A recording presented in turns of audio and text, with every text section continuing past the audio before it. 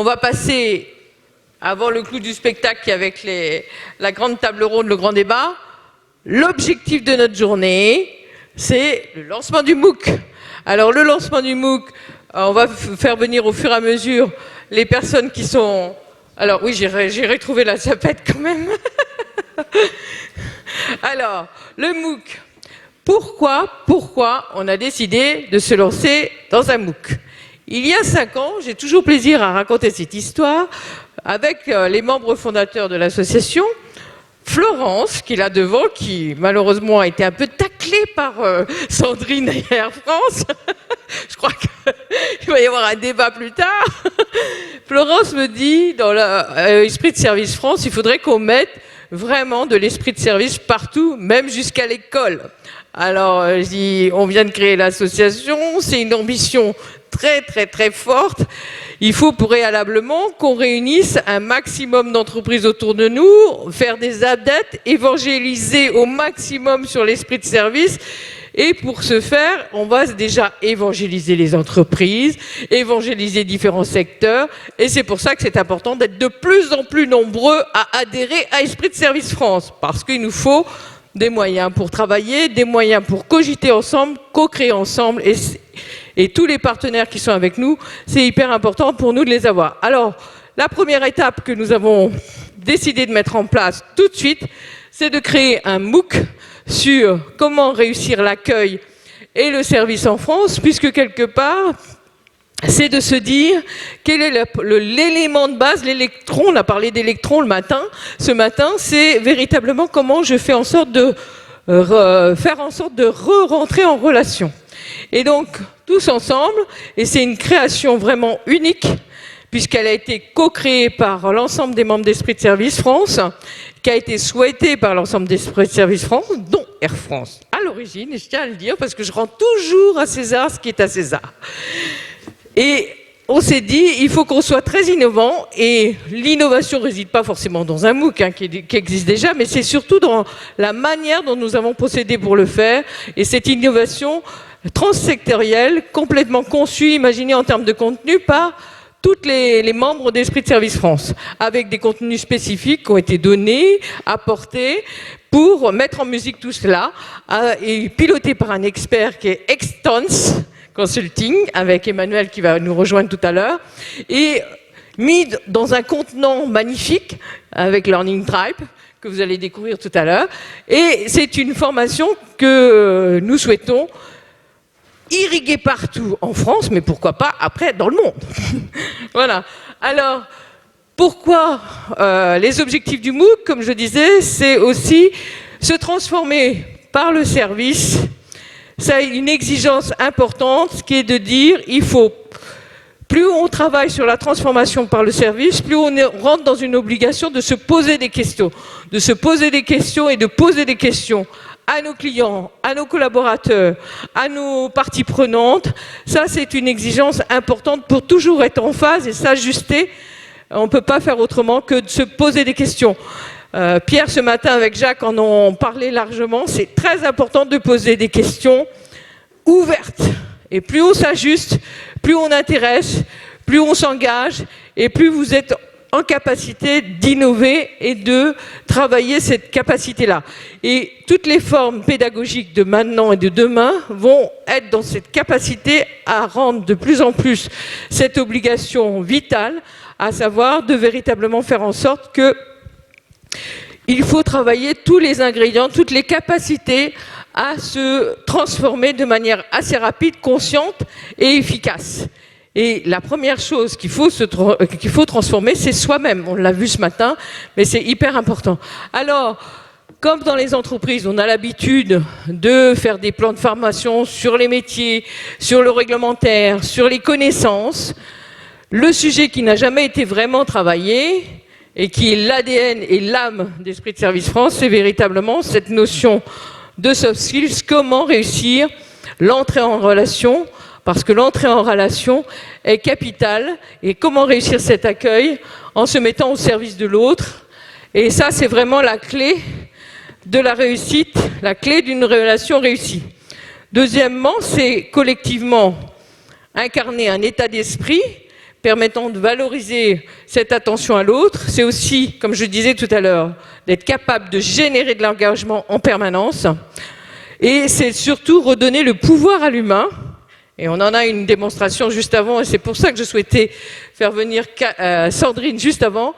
C'est important de redonner le pouvoir à l'humain et générer de la performance dans les organisations grâce à l'humain. Et c'est aussi, mais Denis est parti, mais il va revenir, c'était aussi pour nous de promouvoir la marque France en véritablement devenant des ambassadeurs porteurs d'enthousiasme. Parce que l'esprit de service en France, on n'en est pas encore très, comment je vais dire, on n'a pas ça dans notre culture, pas ça dans notre ADN. Au Japon, en Corée, ils sont très culture de service, très portés sur l'attention à l'autre. Alors qu'en France, service, comme on l'a toujours dit dans nos conventions, c'est assimilé à la servitude, c'est assimilé à beaucoup de mots qui sont désagréables. Et nous, notre ambition avec Esprit de Service France, c'est de redonner de l'enthousiasme dans le plaisir de faire plaisir, parce que c'est ça la clé, véritablement, de redonner ces valeurs, et qui sont des valeurs qui sont véritablement proches et analogues à celles de l'olympisme. Et ce MOOC est justement particulièrement intéressant dans le sens où il va essayer de redonner à chacun, individuellement, collectivement, toute profession confondue, tout secteur confondu, même s'il s'adresse en priorité au monde du service, au monde du sport et au monde du tourisme, c'est véritablement de développer chez chacun l'envie de faire plaisir et surtout le bonheur de retravailler une relation de qualité et d'être au service de l'autre. C'est pas péjoratif d'être au service de l'autre, au contraire, c'est vraiment une ambition qui sert parce que ça sert à déployer votre employabilité au quotidien et tout au long de votre vie. Alors je vais appeler... Alors ce que je voulais dire, c'est surtout très important, c'est que ce MOOC a été réalisé et surtout cofinancé à la fois par tous ses membres, et avec certains encore plus, et notamment avec Extense, avec e-Learning Tribe, et je vais vous souhaiter de partager avec nous la suite de nos propos en donnant la parole à Emmanuel Richard, qui est le directeur général d'Extense, qui va vous faire un petit zoom sur ce qu'attendent les clients, ce qu'ils souhaitent, et pourquoi c'est important de travailler, même si on l'a déjà abordé en filigrane tout au long de cette journée, pourquoi c'est important, tous ensemble, de faire ce MOOC, de propager ce MOOC. Mais ça, vous allez m'entendre pendant 1 heure.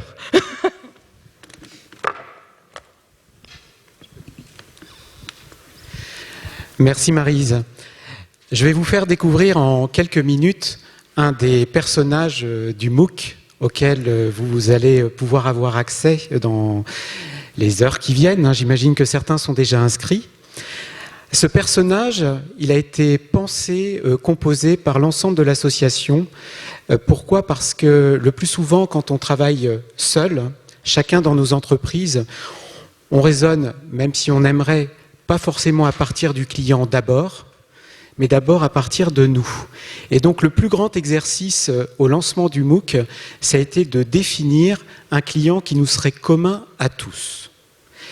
Et ce client, il a un nom, et c'est celui que vous découvrirez dans quelques minutes.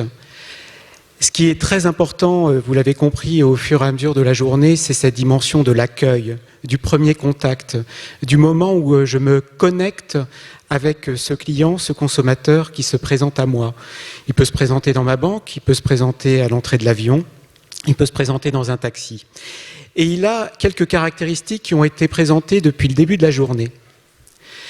Donc, ce client, il est parmi cette foule qui se déplace, il va bientôt rentrer chez vous. Premier indice, il a des demandes qui évoluent en temps réel. On a parlé depuis ce matin de contexte. En fait, nous avons tous des aspirations, des centres d'intérêt, mais qui évoluent en permanence en fonction du contexte. Lorsque je vais rentrer dans un magasin, est-ce que je suis comme ce voyageur, ce consommateur mystère détendu, ou au contraire stressé, je suis pressé, ma voiture est en panne. Donc, il n'y a qu'au moment de l'accueil que je vais savoir en temps réel, que je vais devoir anticiper quelles sont ces demandes du moment et comment ont-elles des chances d'évoluer grâce à mon accueil. Le deuxième point, c'est qu'il interagit en mode omnicanal. Peut-être que lorsqu'il va rentrer chez vous, il sera encore branché sur son téléphone mobile. Comment arriverez-vous, tout en le laissant connecter à son mobile parce qu'il y est attaché, à également vous connecter à lui? Et surtout, lorsqu'il quittera votre établissement, comment ferez-vous pour rester encore connecté à lui? Troisième indice, on en parle beaucoup lorsqu'on fait référence aux soft skills, c'est l'émotion. En fait, aujourd'hui, on ne se satisfait plus, comme ce consommateur, d'acheter un produit à un bon prix. On cherche de l'émotion, de la sensation. Et tout cela au moment où il va arriver. Et plus que tout, il forme un tout. C'est-à-dire qu'au fil du temps, dans nos organisations, nous construisons une connaissance de ce client, mais une connaissance qui est toujours partielle, fractionnée. À quel moment il a acheté un produit chez nous? À quel moment il nous a contactés? Mais nous savons que peu de choses sur lui. Et si on essaye de reconstituer le puzzle, que l'on associe différentes sociétés, c'est ce que nous avons fait. Nous avons fini par comprendre qu'il s'agissait de Richard, qui n'a rien à voir avec moi. On a en commun le nom et le prénom. Mais c'est Richard et pas un autre. Pas un autre. Et donc, je crois que la force du projet MOOC qu'on a le plaisir de lancer aujourd'hui, c'est finalement d'avoir fait une parenthèse dans nos travaux en entreprise pour travailler pour ce que j'appelle moi le bien commun, c'est-à-dire repartir du client, comprendre quelles peuvent être ses attentes universelles en termes d'accueil et proposer une base qui permette en toutes circonstances de reconnaître que c'est Richard et pas un autre. Reste là parce on va avancer ensemble puisque tout le monde est ensemble. Alors là, je vais justement donner la parole à toutes celles et ceux qui ont, entre autres, les trois, qui ont contribué énormément à ce MOOC. Pourquoi l'aventure du MOOC, Florence? C'est pour toi. Non, moi je t'ai mis mais après Agnès, ou Agnès, tu veux venir tout de suite, Agnès? Bien, Agnès. De toute façon, on va rester là. Voilà. Eh, tu me prends à froid là, surtout après le coup des machines. Et alors, vous voyez, j'ai pas mis là, vous voyez, vous avez de gauche à droite Christian, vous avez Stéphanie, Nicolas, Eptissem et Elisabetta de gauche à droite. Donc en fait, ce sont des noms de gens en chair et en os. On est 40 000 à Air France, dont 30 000 qui sont face aux clients. Donc je ne sais pas si EasyJet a 30 000 personnes, si EasyJet a Eptissem, Elisabetta ou les autres, mais peut-être que la photo que j'ai reconnue, qui date de bornes interactives d'il y a 5 ans, provenait probablement d'un moment où il y avait un moment de creux, parce que je n'ai pas reconnu une salle d'enregistrement d'aéroport classique, mais voilà, mais après tout, c'est la vision qu'avait Sandrine et qui malheureusement ne correspond pas du tout à ce qu'on voudrait délivrer. Donc je pense que c'est nous qui avons tout faux, puisque la perception extérieure est toujours la plus importante. Mais sachez que nous, on travaille essentiellement quand même avec des Nicolas, des Elisabetta, et on a 4000 personnes au téléphone tous les jours, dans les langues natives, c'est-à-dire qu'on fait l'effort d'avoir, pour accueillir au téléphone des Finlandais, des gens qui parlent finlandais et qui sont finlandais, donc vous voyez, des humains, et non pas des robots. Voilà, donc bon. Après, à nous d'en faire la preuve tous les jours. Donc c'est ça qui est important, mais c'est vrai que j'étais assez surprise tout à l'heure d'entendre le discours, puisque depuis maintenant, à peu près depuis 8 ans... Oui, non, mais il y avait un discours derrière qui est une perception et qui n'est pas du tout celle que l'on souhaite partager, enfin en tout cas qu'on souhaite donner, et surtout en comparant avec les low cost. Avec d'autres types de concurrents, je peux imaginer qu'il y en a qui font mieux que nous, bien évidemment. Les low cost font très très bien leur travail, sont très efficaces, mais justement sont efficaces dans le numérique. C'est ça qui est... Tiens, j'en profite aussi, je m'en sers un peu aussi comme tribune de publicité, parce qu'actuellement vous entendez la honte de voyager. Et tout à l'heure Sandrine parlait de la partie écologique et du numérique. Je veux juste dire, et puis je fermerai la parenthèse, on va revenir au MOOC, c'est que le numérique dégage 3% d'émissions de CO2, quand le transport aérien en dégage 2,5%. Je ferme la parenthèse. On a du boulot, on a essayé de réduire beaucoup depuis 2007, de moins 20%, on a fait moins 20% de diminution de CO2 dans notre domaine. On n'a pas fini, mais voilà, il y a actuellement parfois des focus sur des industries, et aujourd'hui pour nous c'est un problème absolument majeur auquel on est en train de faire face. Et sachez que le numérique est largement plus polluant que le transport aérien en général. Je ferme la parenthèse. Voilà, ceci étant dit, pourquoi nous on s'est investi dans le MOOC? En fait, c'est vrai que nous, notre démarche de relations attentionnées date de 2012-2013, à peu près, parce que justement, on s'était rendu compte que, étant pris en sandwich entre les low cost et les compagnies du Golfe qui ont un excellent rapport qualité-prix et qui misent beaucoup sur l'excellence du produit en tant que tel. On savait que la course au produit n'allait pas suffire et qu'il était indispensable de se différencier justement par l'humain. Donc c'est raté, par l'humain et par, je dirais, le service. Et on a essayé de définir ce que c'était le service selon Air France. Et donc, on a trouvé le positionnement. Quand je dis on, c'est l'ensemble des équipes, justement tous les collaborateurs, les frontline, les hôtesses, les stewards, les gens au sol.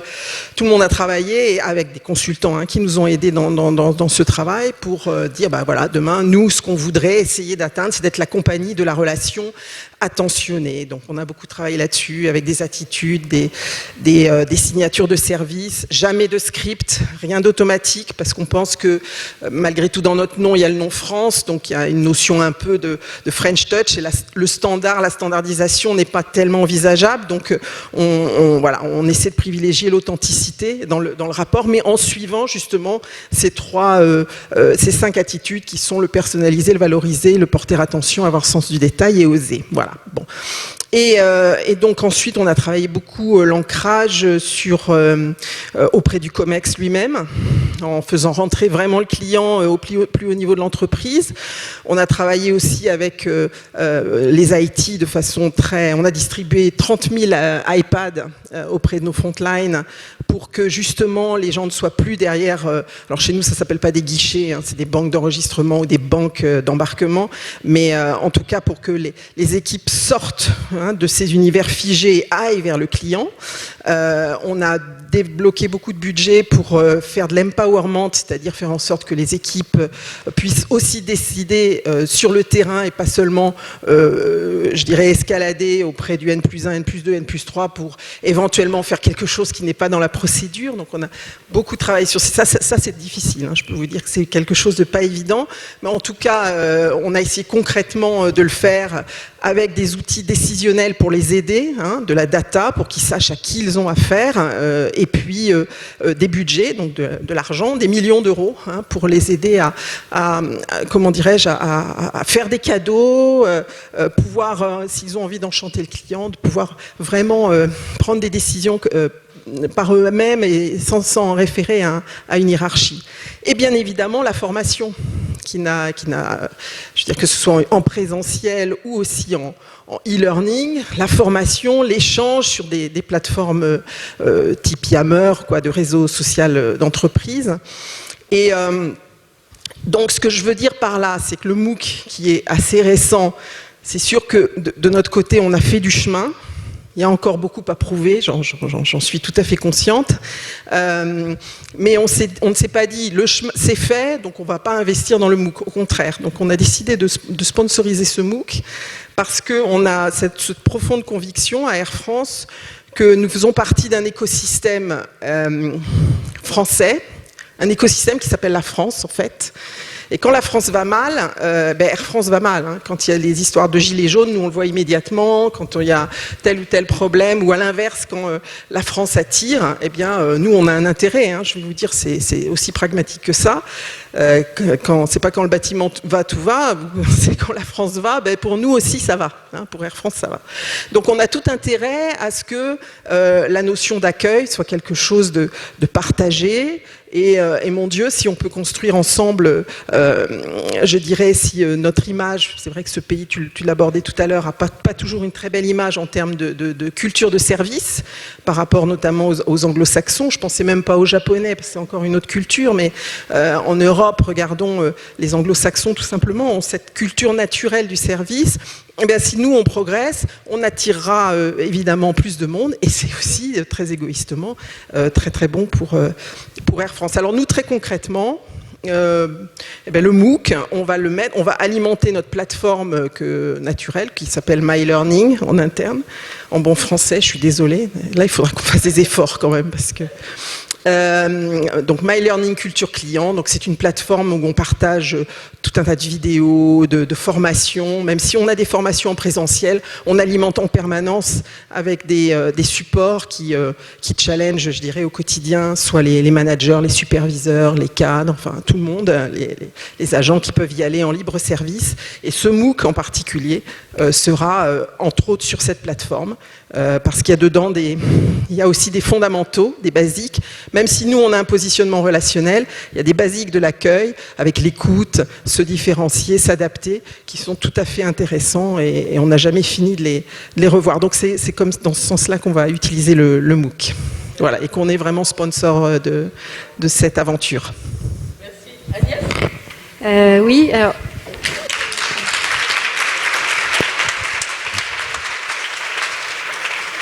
Alors, quelques mots sur GRDF, parce qu'on est un petit peu moins connu qu'Air France. Nous, on est des réseaux enterrés. Ce qui nous évite d'ailleurs d'être pris à partie. Comme ça, vous n'êtes pas vu. Hein. Tout à fait. Ça a aussi des Moi, je dis intérêts. jamais que je travaille à Air France, hein, parce que. Donc GRDF, c'est le réseau de distribution de gaz. On apporte la chaleur, on apporte aussi la flamme pour la cuisson et pour les bons mets chers à la France et aux Français. GRDF, on est en train de traverser des grosses périodes de transformation depuis quelques années. Transformation imposée par les pouvoirs publics et par l'Europe, avec des compteurs communicants qu'on doit installer chez nos clients. Et puis des transformations internes aussi. On a dû se séparer d'Enedis, le petit frère de RTE qui est venu témoigner ce matin. Donc beaucoup de transformations chez nos techniciens. Nos techniciens, c'est celui-là qu'on voit de dos sur la photo, qui vont chez tous nos clients, chez nos 11 millions de clients. Alors on arrive à en voir 2 millions chaque année, ce qui est assez extraordinaire. Et ce qui nous caractérise aussi, nous, c'est l'esprit du service public qu'on porte encore profondément dans l'ADN chez GRDF. Alors, nous, dans ce contexte, dans cette période de grande transformation, on a commencé à travailler il y a 4 ans. On a commencé à travailler sur un référentiel de comportement de la relation client. On a commencé à travailler sur la culture client qu'on a portée auprès de nos techniciens, auprès de nos conseillers clientèle. Et on a fait le pari à l'époque de commencer à travailler aussi sur des formations et sur des supports différents des supports qu'on utilisait jusqu'à présent. Donc on avait comme gros enjeu, on a toujours comme gros enjeu, transformer notre entreprise d'une entreprise technique qui était vraiment orientée sur les compteurs. Nos techniciens, ce qui comptait jusqu'à présent, c'était poser un joli compteur. Alors en plus, il passe de gris à jaune, c'est merveilleux, chez les clients. Et on est en train de transformer cette culture en comment on va poser un compteur chez un client et que ce compteur dit communicant nous aide à maîtriser l'énergie et à faire en sorte que tous on en consomme un petit peu moins. Alors le MOOC d'Esprit de Service France, on y a tout de suite adhéré. Il s'inscrit parfaitement dans cette histoire, puisqu'on est sur de la transformation, sur un outil digital. Donc on avait déjà pris le parti il y a 3 ans de choisir des outils pédagogiques. On a développé, par exemple, pour nos techniciens, des petits films, des petits tutoriels très courts. On a également élaboré un serious game en mettant un technicien en mouvement et pour ancrer la culture client plus profondément. Donc le MOOC, qui est aussi une nouvelle technologie apprenante, c'est vrai qu'elle répond parfaitement à ce qu'on a créé et ce sur quoi on s'est engagé chez GRDF. Un deuxième aspect qui nous plaît beaucoup, c'est le MOOC. Ce MOOC, il est ouvert et il est multiculturel. Alors ouvert, ça nous permet de faire passer le message à tous nos techniciens que nos clients, quand ils nous comparent pas forcément à RTE, encore une fois, ou à un fournisseur de gaz. Lui, il va attendre le même service, notre client, que ce qu'il a chez Air France, que ce qu'il a à la Poste, que ce qu'il a avec sa banque. Donc ça, c'est important aussi de faire passer ce message-là chez nos techniciens. Multiculturel, c'est très important. Et puis responsabilisant. Nous aussi, on a banni les scripts. C'est que ce soit pour nos conseillers ou pour nos techniciens, c'est leur donner la mallette d'outils qui va bien pour qu'ils soient à l'aise. On sait très bien qu'une relation, on n'aura jamais 2 fois la même. Et donc, on doit faire en sorte que nos techniciens soient parfaitement à l'aise quand ils sont face à un client et face à une situation qui vont rencontrer une fois et une seule fois dans leur vie. Ce MOOC, il va aussi nous permettre d'enraciner auprès de nos managers toute la transformation managériale qu'on est en train de leur faire vivre, c'est-à-dire d'être plus dans l'accompagnement de leurs équipes. Et ce MOOC, il va nous permettre de suivre la progression de nos conseillers, de nos techniciens. Et donc, en termes de transformation managériale, ça a du sens aussi. Un point positif aussi, c'est qu'il est modulaire, il est séquencé. C'est-à-dire qu'on peut l'interrompre, c'est 4 fois 1 heure, on peut l'interrompre. Donc on se dit que ça va être aussi plus facilement acceptable, justement par nos managers. J'en ai un dans la salle. Ça va permettre de nuancer l'impact de cette formation sur l'activité au quotidien. Et puis on a aussi une raison économique. Il y a un vrai intérêt en termes de performance. Faire un MOOC à plusieurs, ça coûte quand même beaucoup moins cher à chacun. C'est important aussi, la performance.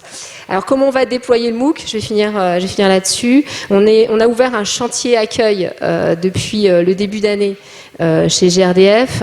Et là, ça va être une formidable opportunité de le faire tester à quelques conseillers là, dès le mois de juin, pour pouvoir le déployer auprès de nos 1000 conseillers clientèle cette année. Et puis, par capillarité, le diffuser auprès de l'ensemble de notre population.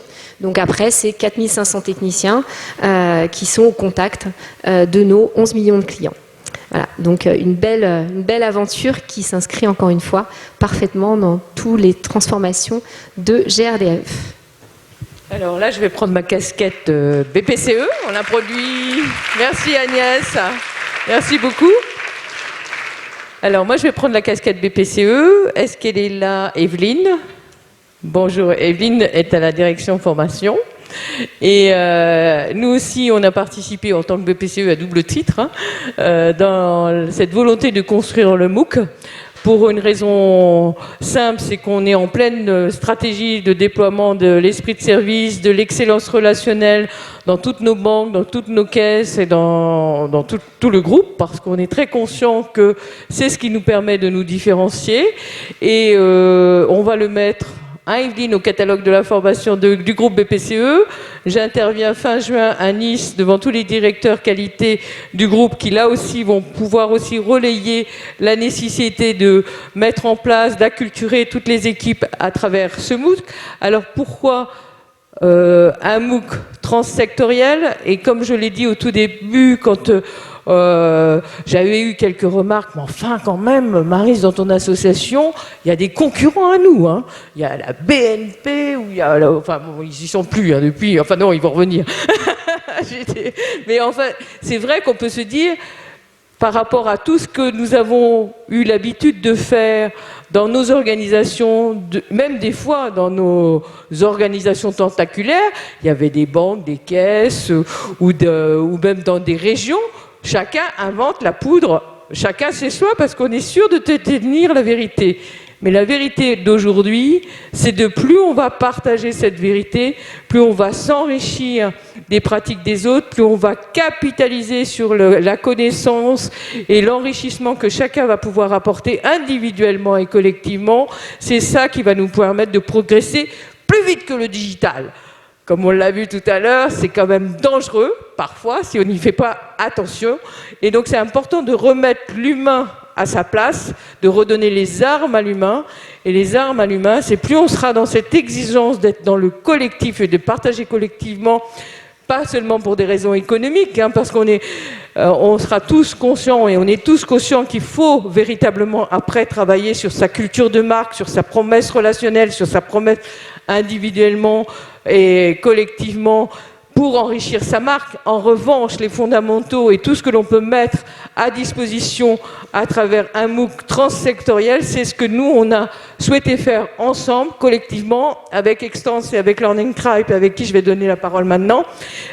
D'abord, je vais donner la parole à Sandrine, qui s'est cachée, que je ne voyais plus, parce que là aussi, comme je dis, ce MOOC, ça va permettre à tout le secteur du service, hein, puisque c'est 80% de l'activité globale hein, de l'économie, mais le tourisme, c'est 8%, je crois. Hein. Donc le tourisme est particulièrement, je vais te redonner particulièrement intéressé par la nécessité de retravailler cet accueil, cette rentrée en relation, parce que c'est déterminant pour la marque France, pour le sérieux de cette marque France, et pour cette capacité à donner à voir que la France, c'est pas seulement que des petits Gaulois, c'est aussi des gens qui savent accueillir. Alors c'est vrai qu'on sait très bien, on est dans l'excellence, dans la grande restauration, dans les grands hôtels, on est au top du top, mais parfois pour le reste, on est quand même un peu à la ramasse par rapport aux autres.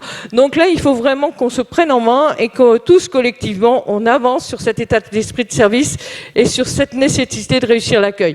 Donc je vais donner la parole à un secteur très important chez nous, c'est le tourisme, avant de donner la parole au sport. Et avant de donner la parole au sport, je redonnerai la parole à Valérie qui va expliquer le contenu du MOOC, puisque vous attendez tous de savoir.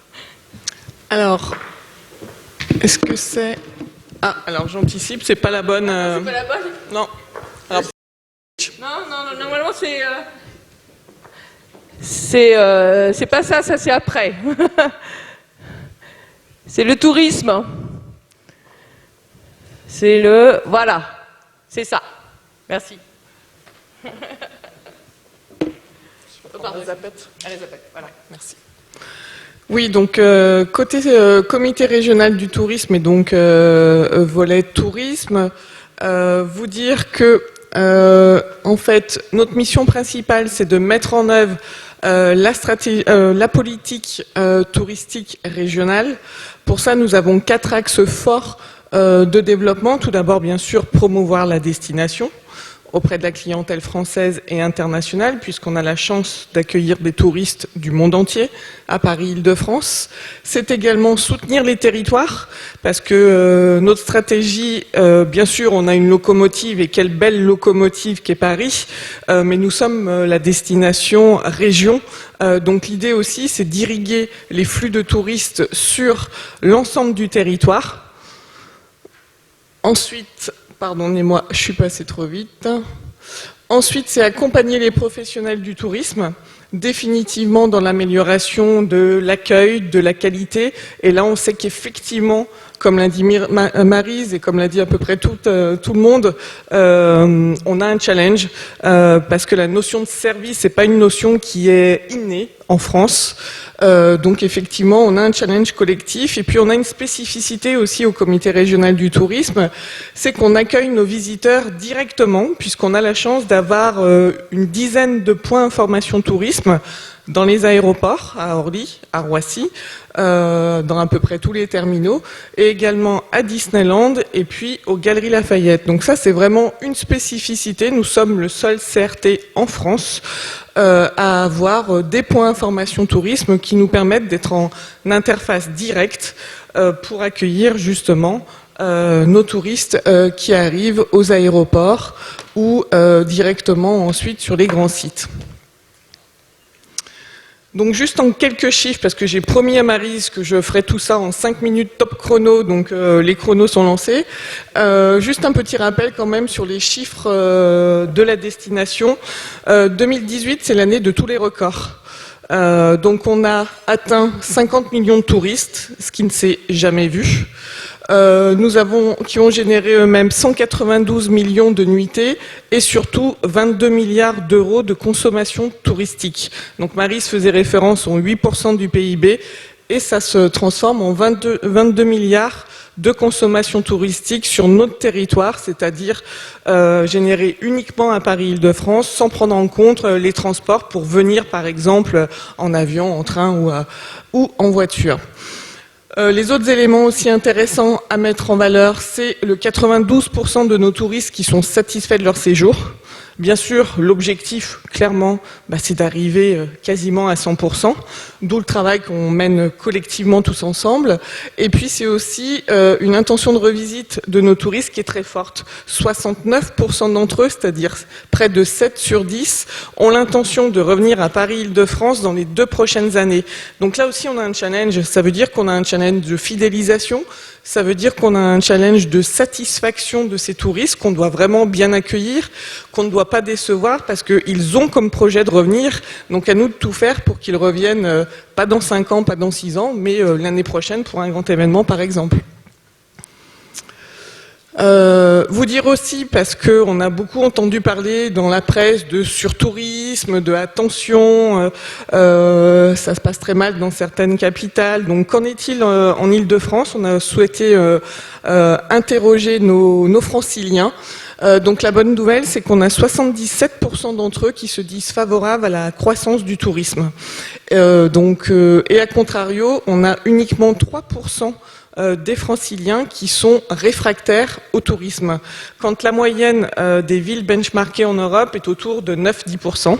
Donc ça veut dire qu'on est bien en deçà. Le tourisme chez nous est bien accepté.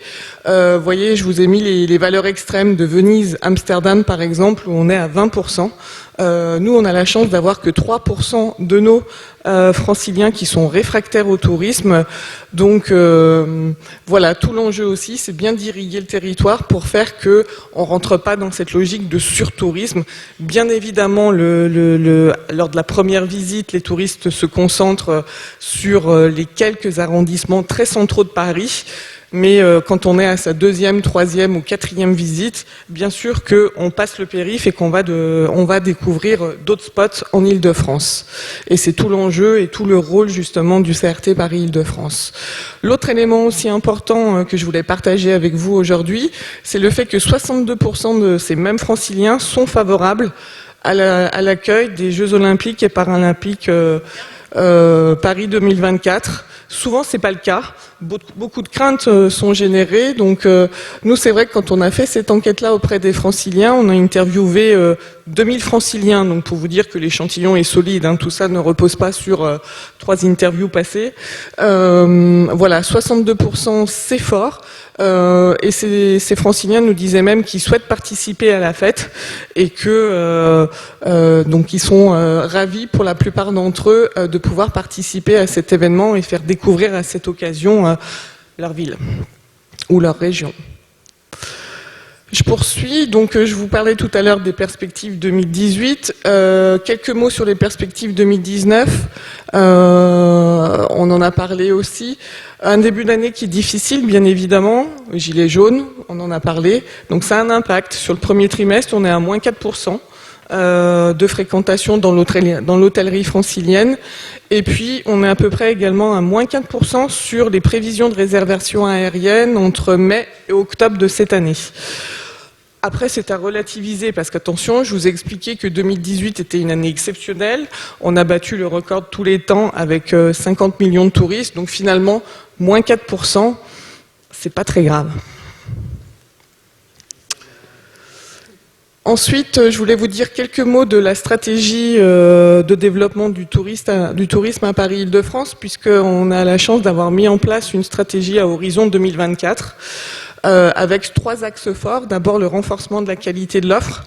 Bien évidemment, c'est quelque chose de très important pour faire que véritablement un séjour à Paris-Île-de-France soit une expérience positive, très positive, qu'on retienne vraiment, qui suscite de l'émotion, qui fasse que quand on rentre chez soi, on en parle à ses amis, à ses proches, à sa famille, et qu'on donne envie à d'autres de venir, de découvrir, et pour ceux qui sont déjà venus, de redécouvrir.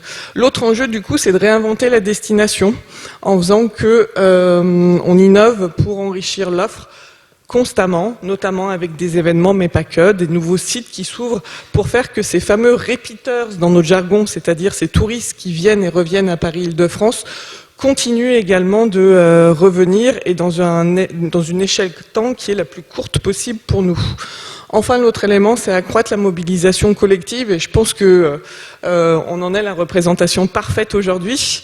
Donc, pour toutes ces raisons, on a souhaité, en tant que CRT, participer activement aux côtés d'Esprit de Service France et de Maryse, et puis aux côtés également des différents partenaires qui se sont mobilisés pour mettre en place ce MOOC, donc réussir l'accueil et le service en France.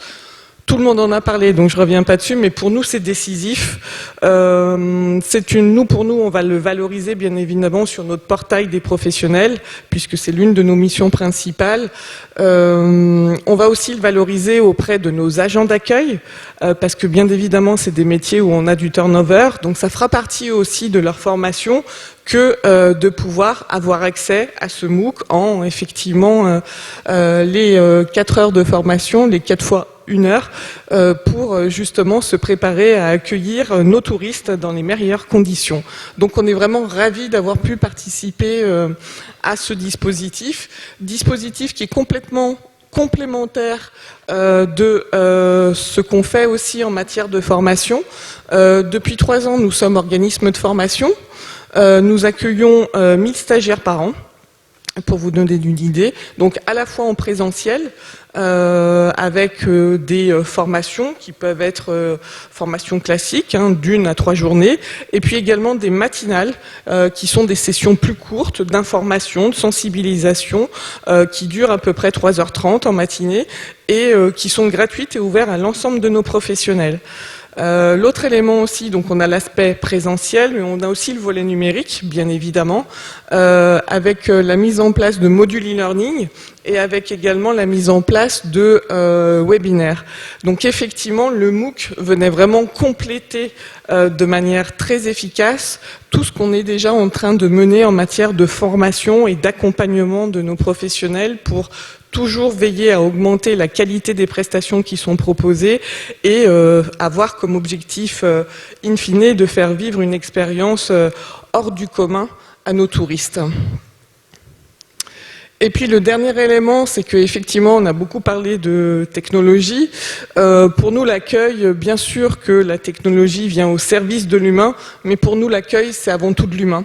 Et c'est la raison pour laquelle on a mis en place depuis maintenant 3 ans l'opération des volontaires du tourisme qui a lieu 2 fois par an sur la saison estivale, tout l'été, et également durant les fêtes de fin d'année. Donc en fait, on prend en stagiaire grâce aussi à 70 partenaires touristiques, des étudiants qui sont principalement issus de BTS Tourisme ou qui sont également issus de cursus universitaires en langues étrangères appliquées. Et puis, ces volontaires se déploient sur 70 sites touristiques et vont à la rencontre des touristes. L'idée, c'est vraiment de aller à la rencontre des touristes parce qu'on souffre aussi d'une mauvaise réputation, on l'a dit aussi, alors que parallèlement le taux de satisfaction est de 92%, donc il n'est pas mauvais, mais ça veut dire qu'on a encore des choses à faire. Donc cette année, pour la saison estivale, on a 650 volontaires qui sont déployés depuis juin et qui seront déployés jusque mi-septembre. Donc voilà un petit peu ce que je pouvais vous dire aujourd'hui sur tout ça, mais en tout cas nous on est véritablement ravis d'avoir participé à ce MOOC et c'est vraiment un outil qui sera décisif et complémentaire de tout ce qu'on a pu faire par ailleurs. Merci. Merci beaucoup Sandrine, je te demande de rejoindre l'équipe là-bas. Merci beaucoup. Alors, avant que de te donner la parole, je crois, si on revient sur le chaînage et le fil rouge, on va découvrir le teaser du MOOC, où là, je vais vous demander d'applaudir Communication Qualité, qui a beaucoup travaillé sur le MOOC et pour le MOOC, et qui a mis à sa disposition véritablement ses acteurs, dont je crois qu'il y en a un dans la salle. Et c'est très important parce qu'il a Thibaut qui est là-bas, vous pouvez l'applaudir avant de le découvrir. Voilà. Même si on a tout écrit, les scénarios ensemble, mais ce teaser est très important parce que vous allez pouvoir l'utiliser pour inciter, insuffler et donner envie de participer à ce MOOC.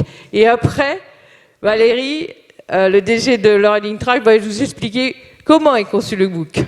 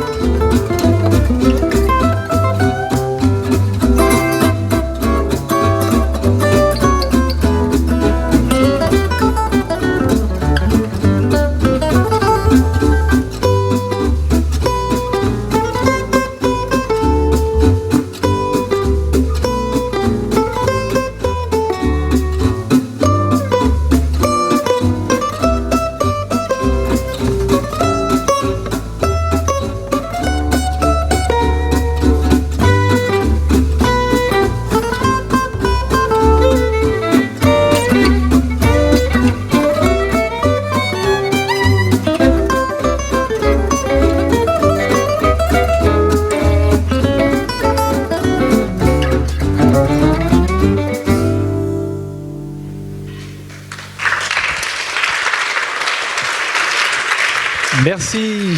Impeccable. Donc, je suis Valérie Nguyen, ravi d'être parmi vous. J'ai la mission d'ouvrir le capot et de vous parler des partis pris pédagogiques qu'on a suivis pour produire ce bel objet pédagogique qui est le MOOC Esprit de Service France. Alors avant de commencer, il y a une personne dans la salle à qui je voudrais rendre hommage, tout simplement, qui vit l'esprit de service du matin au soir, qui nous a challengés, qui nous a mené à la vie dure, qui nous a inspirés, qui nous a relancés. C'est une Sherpa de l'esprit de service France, et c'est Maryse. Voilà, je voudrais simplement, parce que depuis ce matin, je ne sais pas ce que tu prends, Maryse, mais je suis juste ébahi par la pêche que tu nous donnes. Donc je le disais, ça y est, le bébé est là. Petit message subliminal, ça y est, c'est parti. Hein, vous êtes dans la salle des primo-accédants, on va dire, puisque vous savez qu'il est live. Mais déjà, Emmanuel et Swazik, qui sont à mes côtés, nous ont dit que les premières statistiques de connexion sont plutôt bonnes. Donc on croise les doigts. Et c'est vrai que le succès, en fait, de la sortie d'un produit digital, c'est une semaine avant et une semaine après. Après, on va dire que l'effet de buzz se retombe. Donc la question qui se pose, c'est est-ce qu'on va réussir? Nous, on en est convaincus qu'on va réussir. Je vais vous expliquer quels ont été plutôt nos partis pris. Ce qui nous anime chez Learning, c'est une mission toute simple, c'est de susciter, développer l'engagement des apprenants. Bon, une fois qu'on a dit ça, la question qui se pose, c'est pourquoi c'est un sujet, en fait, l'engagement des apprenants. Les apprenants, c'est vous et moi, ou les personnes qui vont suivre le MOOC. 20%, c'est un chiffre qui est assez étonnant, 20% des personnes dans le grand public ont un plan de formation individualisé, c'est-à-dire qu'ils prennent en main leur propre plan de développement de compétences. 20%. Pour autant, le contenu pédagogique, il est libre, il est en libre accès. C'est plus du tout un sujet. Nous, organismes de formation, certes, on produit du contenu, mais quelque part, la monétisation de notre prestation n'est pas sur la production du contenu, c'est principalement sur la diffusion. Donc 20%, une personne sur 5 aujourd'hui a un plan de développement de compétences. Donc si on en reste là, c'est-à-dire qu'on va louper notre cible à 80%. Et donc il va falloir qu'on mette en œuvre, et ça a été l'objet en fait de la réflexion, quelques recettes, quelques ingrédients pour faire de ce MOOC un succès.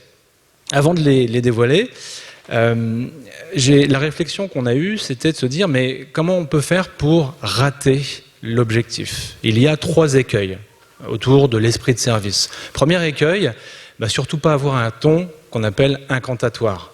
Qui je suis, moi, personne morale, ou en tout cas qui fait partie de l'esprit de service France, qui je suis moi pour t'apprendre, toi touriste ou membre d'une organisation qui accueille des stagiaires, des athlètes, t'apprendre à sourire. Qui je suis moi pour te dire à dire bonjour, à dire au revoir, etc. Donc le premier écueil, c'était éviter effectivement d'avoir un ton condescendant et incantatoire. On va voir comment on va essayer d'y parvenir. Le deuxième écueil, c'est la complexité.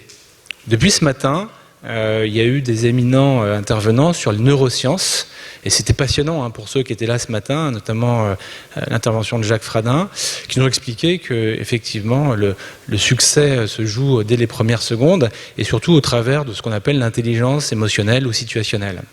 Mais une fois que j'ai dit ça, et surtout une fois que je l'ai dit devant une caméra, ça y est, c'est terminé, j'ai perdu mon public. Donc le challenge, et c'est le deuxième écueil, le challenge c'est néanmoins d'expliquer que rendre service, incarner l'esprit de service, s'appuie sur une autre forme d'intelligence sans paraître trop abstrait et trop complexe. Deuxième écueil, on va voir comment on y est arrivé. Et le troisième challenge, c'est effectivement de pouvoir engager les apprenants dans un parcours qui est long, mais parce qu'on a beaucoup de choses à dire, et ne pas perdre chemin faisant la population qui va se connecter. Donc la solution, vous l'avez à l'écran, on a essayé d'être le plus visuel possible, elle se décompose en 3 parties pris.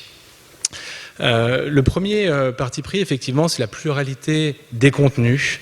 La pire des choses, en tout cas, c'est le recul qu'on a des différentes modalités pédagogiques qu'on a déployées auprès des clients, c'est que l'effet d'ennui est important au travers d'un parcours de formation digitale. Et je sais qu'on est tous, on souscrit tous à cette affirmation. Donc, comment tromper l'ennui? Ben, c'est un premier élément, c'est effectivement de développer plusieurs modalités pédagogiques. Il y en a 12. Voilà, ça surfe entre les vidéos, les quiz, les teasers, les témoignages. Et puis à l'intérieur des modalités pédagogiques et techniques, il y a des contenus et notamment des paroles d'experts, des retours d'expérience, et puis bien évidemment des gens dont la parole porte, comme Denis, là, qui va prendre la parole bientôt, mais des gens aussi comme Guy Forget, qui représente pour chacun d'entre eux un bout de notre beau et cher pays qu'est la France. Premier parti pris pédagogique.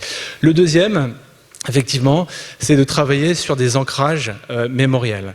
Donc il y a plusieurs démarches qu'on a poursuivies, mais on a essayé d'être le plus ludique possible. C'est un peu le sens de ce teaser. Vous avez vu qu'on est hyper décalé, mais on a essayé surtout pas d'être incantatoire et surtout d'utiliser la vidéo comme un média humain. Un humain parle aux humains et surtout d'être décalé. Et ça a été quelque chose d'assez rigolo à tourner. Long, difficile, j'ai pas dit coûteux, mais en tout cas ça a été notre obsession.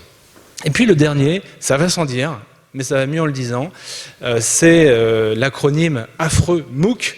Et dans MOOC, il y a O, et dans O, il y a Open. C'est-à-dire que c'est un objet pédagogique disponible et accessible à tout le monde. C'est-à-dire qu'il n'y a plus de barrière à l'entrée, qu'on soit bien évidemment en France, qu'on soit chez soi devant un ordi ou une télé, mais dans la ligne 1 du métro, l'objet pédagogique sera accessible par tout le monde. En France, et Maryse l'a évoqué, c'est l'enjeu par des noms français, puisqu'ils nous collent à la peau cette aversion au rendre service, et le fait de dire haut et fort que on prend l'esprit de service à bras le corps et notamment qu'on le diffuse dans toutes les langues, c'est un acte, une affirmation forte qu'on a voulu véhiculer au travers de la modalité du MOOC. Voilà, en quelques mots, les 3 partis pris qu'on voulait évoquer. On est très fiers d'avoir participé à l'opération. Voilà. Et let's rock. Je vais vous laisser découvrir les atouts du MOOC. Les atouts du MOOC tels que l'a bien formalisé Valérie, que l'on peut applaudir parce que vraiment il a mis toute son équipe, tout Soisy, Castrid, Emmanuel. Voilà, ça c'est très. Alors si on peut passer alors c'est peut-être moi qui le déclenche, je ne sais pas. Ah mince, faut que je revienne en arrière. Voilà, c'est ça qu'il faut déclencher. Je ne sais pas si ça se déclenche. Voilà, c'est simplement pour un petit rappel de tout ce que vous allez découvrir. Donc 4 grandes parties avec des avis d'experts, celui que vous avez retrouvé dans la vidéo, Florence, Guy Forget. J'ai demandé à Aurélie de nous rejoindre aussi sur scène pour la Fédération française de tennis parce que vous nous avez apporté énormément de contenu. Denis va intervenir sur le sujet. Vous voyez toutes ces petites modalités pédagogiques qu'on a essayé d'utiliser systématiquement dans le MOOC. Et ça, c'est très très important. C'est justement pour rompre la monotonie, puisque le maximum des interviews dure entre 2 et 3 minutes, et tous les petits vidéos scribing, c'est à peu près le même temps. Donc c'est vrai que c'était un travail colossal. Je remercie l'investissement de tous les membres, pas seulement financier, mais aussi surtout dans l'apport qu'ils ont eu avec nous, et j'ose espérer que dans toutes les entreprises, dans tous les organismes, même les collectivités locales, les villes quand on veut faire son passeport, qu'on attend 10 minutes parce que l'autre est parti boire son café, il faut véritablement retravailler ce sens de l'accueil et pour réussir le service en France, ça c'est déterminant. Et je vais demander maintenant à Denis de nous rejoindre parce que Denis nous a toujours beaucoup soutenus, a beaucoup travaillé avec nous, a beaucoup plébiscité et je pense qu'il va le faire encore. Merci beaucoup Denis.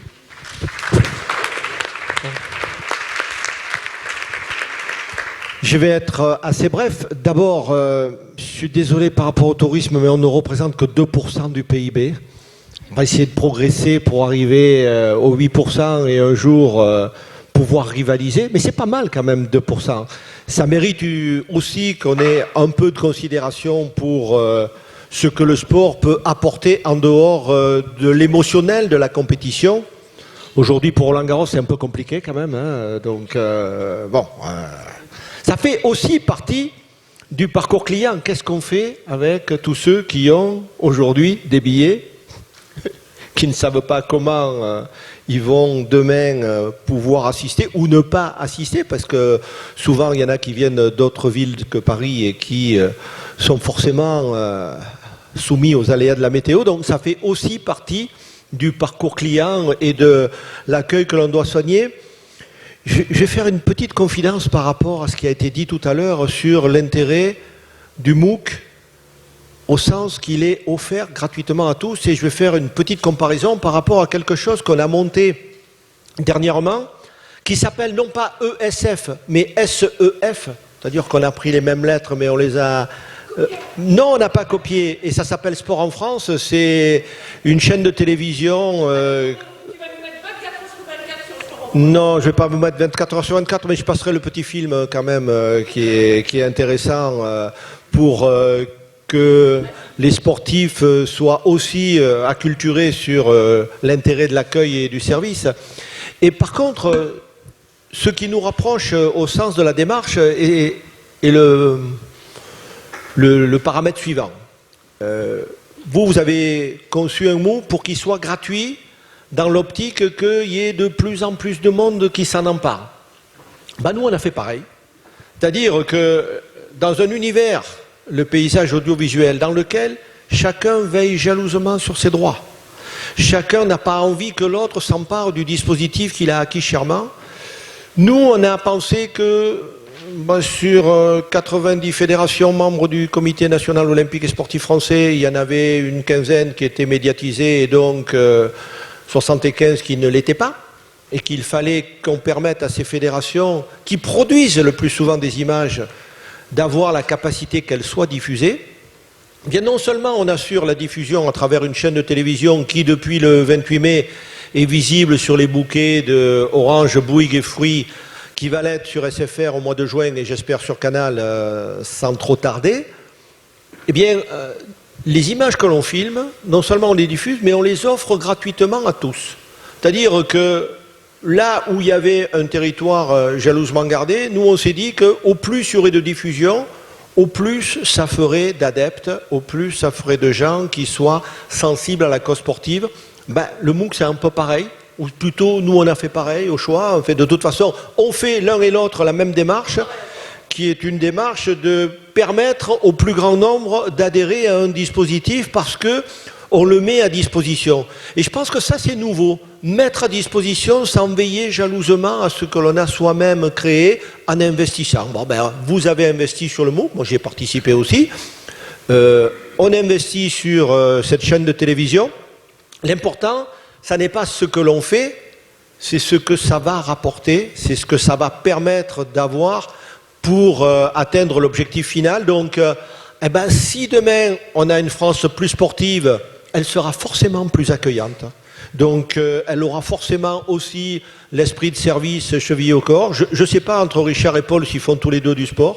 J'ai bien envie de dire qu'il y en a un qui a quand même eu quelques difficultés. Je ne sais pas pourquoi il a été choisi pour collectionner les ennuis et que l'autre finalement a tout en sa faveur. J'espère que dans celles et ceux qui pratiquent régulièrement, de manière appropriée, si possible dans un club, il y aura aussi beaucoup de gens qui auront l'envie de partager, parce que finalement, le partage, les valeurs du sport, ça rejoint aussi celles du service. Donc, ce MOOC est important. J'aime mieux qu'on le dise en français, parce que c'est plus compréhensible que... Comment c'est déjà l'open online... Et le M, c'est quoi? Bon, voilà. Et donc, c'est important qu'il y ait cette formation, c'est important qu'on s'en empare, c'est important qu'on la vulgarise. Merci à celles et ceux qui ont participé. En tout cas, au niveau sportif, on fera ce qu'il faut pour que le relais du moment sportif soit aussi celui du MOOC et de sa vulgarisation. Voilà. Merci à toi.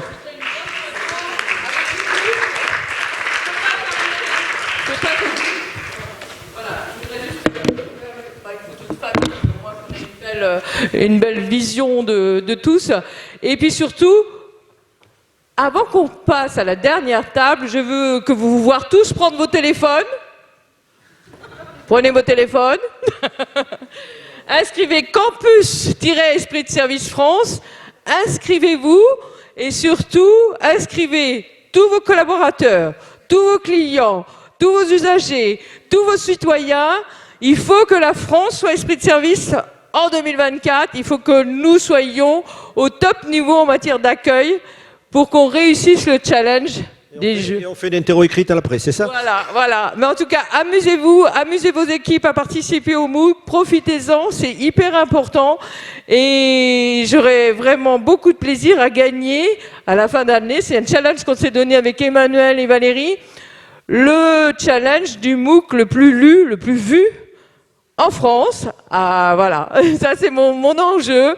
Donc, merci beaucoup à tous de relayer, d'inviter tous vos participants, d'inviter tous vos collaborateurs, d'inviter tout le monde à faire ce MOOC. Et merci à tous ceux qui ont travaillé laborieusement. Et là, on va aborder une dernière table, un grand débat qui est hyper important parce que là, vous allez avoir une table avec des stars, même si nous, on est tous des stars. En tout cas, j'espère que vous filmez tous. Vous nous applaudissez parce que je pense que vraiment, c'est mérité. Il n'y a pas de raison qu'on applaudisse des champions et pas ceux qui ont travaillé. Et je vous applaudis aussi parce que vous êtes là depuis ce matin. Vous avez tous été très sérieux, très à l'écoute. Et maintenant, passons au grand débat avec Fabien. Marie, je promets qu'Air France mettra le MOOC sur les bornes interactives. Voilà.